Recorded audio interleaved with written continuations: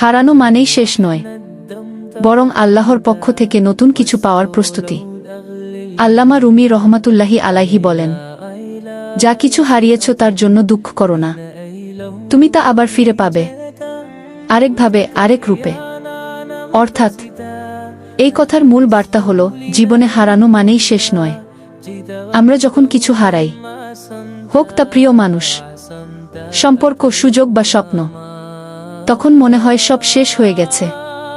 কিন্তু আল্লামা রুমি রহমাতুল্লাহি আলাইহি আমাদের শেখান, এই হারানো আসলে এক ধরনের পরিবর্তন, এক নতুন শুরুর দরজা। কারণ জীবনের প্রতিটি হারানো জিনিসই নতুন কোনো রূপে, নতুন কোনো সম্ভাবনায় ফিরে আসে। তাই বলি, ধৈর্য ধরুন, সৎ পথে চলুন, একদিন সব ঠিক হয়ে যাবে। এই সত্যের পয়গাম পৌঁছে দিতে ভিডিওটা সাবস্ক্রাইব করে শেয়ার করুন, ফলো করে লাইক করুন। হয়তোবা আপনার এই সামান্য প্রচেষ্টা কাল হাসরের ময়দানে মুক্তির উপায় হতে পারে। আল্লাহ তাআলা আমাদের সকলকে সঠিক পথে চলার তৌফিক দান করুন।